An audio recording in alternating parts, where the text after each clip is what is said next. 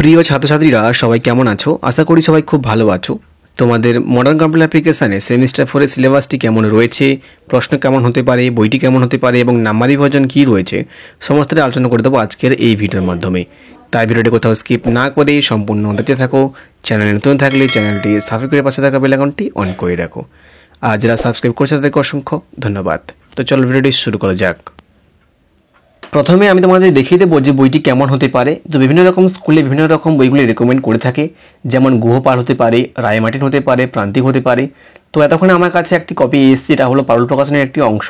তো তোমরা দেখতেই পাচ্ছ পশ্চিমবঙ্গ উচ্চ মাধ্যমিক শিক্ষা সংসদ প্রবর্তিত 2024 সালের সেমিস্টার ভিত্তিক নতুন সিলেবাস ও কোশ্চেন প্যাটার্ন ও মার্ক ডিভিশন অনুসারে রচিত এবং সংসদ অনুমোদিত পাঠ্যপুস্তক মডার্ন কম্পিউটার অ্যাপ্লিকেশন, যেটা কিন্তু ক্লাস 12-এর এবং সেমিস্টার 4-এরই বই নতুন প্রকাশিত হয়েছে। যার লেখক রয়েছে এখানে অধ্যাপক অনির্বাণ মুখোপাধ্যায় এবং অধ্যাপক প্রিয়রঞ্জন সিনহা। যার পারুল প্রকাশনী বললাম, যার recommended by teachers by, preferred by students, Parul Prakashani. তো এই বইটা কিন্তু কেমন হতে পারে তা তোমাদের ভিডিও শেষে জানাচ্ছি, এবং সিলেবাসের চ্যাপ্টারগুলোকে কী রয়েছে, অধ্যায়গুলোকে কী রয়েছে, এবং শেষে তোমাদের জানাবো যে মার্কস ডিভিশন কেমন হতে পারে। ঠিক আছে, চলো আগে করে তোমাদেরকে দেখিয়ে দিই। প্রথমে দেখা রয়েছে সূচিপত্র, অর্থাৎ কতগুলি পার্টে ভাগ করে দেওয়া আছে। তো এখানে মোট 3টি পার্টে ভাগ রয়েছে, যেমন ইউনিট 1, ইউনিট 2 এবং ইউনিট 3। তো ইউনিট 1-এ কী রয়েছে? ইউনিট 1-এ এখানে রয়েছে প্রথমে 1 নম্বরে রয়েছে, দেখো, অপারেটিং সিস্টেম এর মৌলিক ধারণা, অর্থাৎ বেসিক অফ অপারেটিং সিস্টেম। একে আবার 4টা ভাগে ভাগ করে দেওয়া আছে। চ্যাপ্টার 1-এ কী আছে? অপারেটিং সিস্টেমের পরিচিতি। 2-এ ভাগ করে দেওয়া আছে অপারেটিং সিস্টেমের সংগঠন। 3-এ আছে প্রসেস ম্যানেজমেন্ট। 4-এ আছে মেমোরি ম্যানেজমেন্ট। এটা ফার্স্ট ইউনিট হয়ে গেল। সেকেন্ড ইউনিট দেওয়া আছে ইউনিট 2, ডেটাবেস ম্যানেজমেন্ট সিস্টেম। একে আবার এখানে 5টি ভাগে ভাগ করে দেওয়া আছে, যেগুলো তোমাকে কী দেওয়া আছে? ডেটাবেস ম্যানেজমেন্ট সিস্টেমের সূচনা।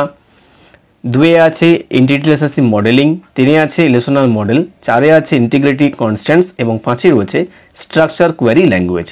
এবং থার্ড পার্টে রয়েছে এআই, অর্থাৎ আর্টিফিশিয়াল ইন্টেলিজেন্স, যেটা কিন্তু খুব একটা গুরুত্বপূর্ণ অংশ তোমাদের সেমিস্টার 4-এর জন্য এবং তোমাদের ভবিষ্যতের জন্য খুবই গুরুত্বপূর্ণ।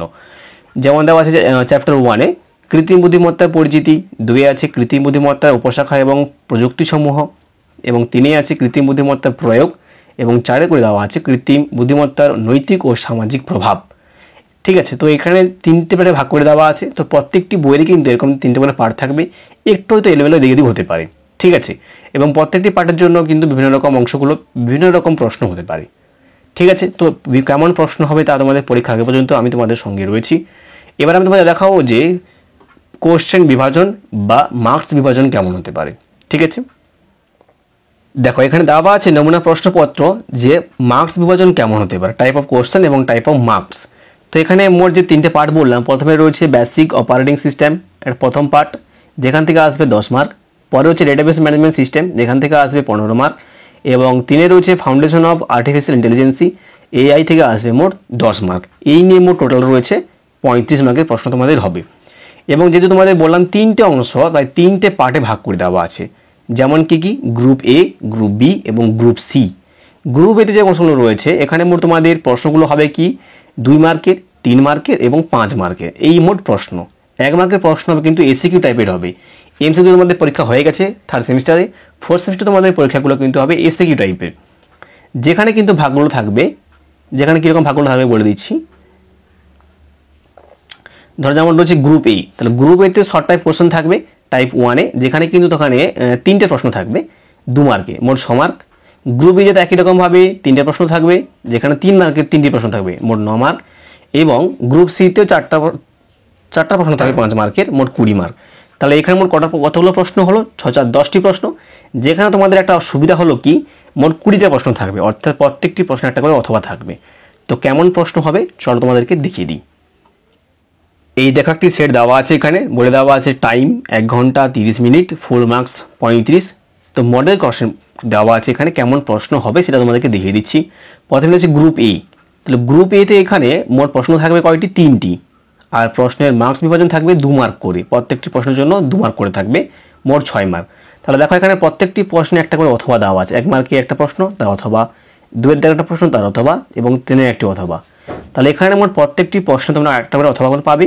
এবং group A, group B, group সিতে কিন্তু একই রকমভাবে প্রত্যেকটি পার্ট থেকে একটা করেই প্রশ্ন আসবে, অর্থাৎ ইউনিট 1 থেকে একটা, ইউনিট 2 থেকে একটা, ইউনিট 3 থেকে একটা, মোট 3টে ভাগ রয়েছে। একই রকমভাবে গ্রুপ বিতে ওই ভাগই বার থাকবে, যেখানে দেখো প্রত্যেকটি প্রশ্নে একটা অথবা রয়েছে এবং এখানে মোট 3টে প্রশ্ন থাকবে, প্রত্যেকটি প্রশ্নের জন্য 3 মার্ক করে থাকবে, মোট 9 মার্ক। এবং একই রকমভাবে ইউনিট 1, ইউনিট 2 এবং ইউনিট 3 থেকে প্রত্যেকটি একটা আলাদা আলাদা করে প্রশ্ন এখানে তুমি পাবে। আর শেষে হচ্ছে গ্রুপ সি, যেখানে কিন্তু প্রত্যেকটি প্রশ্নের জন্য থাকবে 5 মার্ক করে। সেই 5 মার্কটা কিন্তু এখানে 5ই নয়, তো এখানে ভাগ করে দেওয়া আছে। দেখো কীভাবে ভাগ করে দেওয়া আছে, 2 যুক্ত 1 যুক্ত 2, 2 যুক্ত 3, বা শুধু 5ও থাকতে পারে, আবার 4 যুক্ত 1ও থাকতে পারে, বিভিন্ন রকম পার্টিশনে ভাগ থাকবে। ঠিক আছে, এখানে একই রকমভাবে দেখো এখানে রয়েছে মোট 4টা প্রশ্ন এবং 4টা প্রশ্ন একটা করে অথবা থাকবে। এই নিয়ে মোট 10টা প্রশ্ন রয়েছে এবং 10টা প্রশ্নের জন্য অথবা একটা করে, অর্থাৎ মোট প্রশ্ন থাকবে 20টি, একটা করে অথবা থাকছে। এটা কিন্তু অনেক বড় সুবিধা এবং প্রত্যেকটা প্রশ্ন ভালো করে লিখতে হবে এবং সময়টা কিন্তু খুবই কম, 1 ঘন্টা 30 মিনিট ভালো করে প্র্যাকটিস করতে হবে। তো কেমন করে পড়াশোনা শুরু হবে এবং পরীক্ষা শেষ হলে কিন্তু তোমাদের প্রিপারেশন নিয়ে নিতে হবে, কেমনভাবে পড়তে হবে। ঠিক আছে, তো প্রত্যেকটি পার্টের জন্য আলাদা আলাদা করে বিভাগ থেকে 15 রকম প্রশ্ন আসবে প্রত্যেকটি ভিডিও থেকে, তাই ভিডিওটি কোথাও স্কিপ না করে সম্পূর্ণ দিতে থাকবে। ঠিক আছে, এবং চ্যানেলটি ফলো করে রাখো নতুন নতুন আপডেট পাওয়ার জন্য প্রতিনিয়ত। ঠিক আছে, ভালো থাকবে, দেখা হচ্ছে পরবর্তী ভিডিওতে।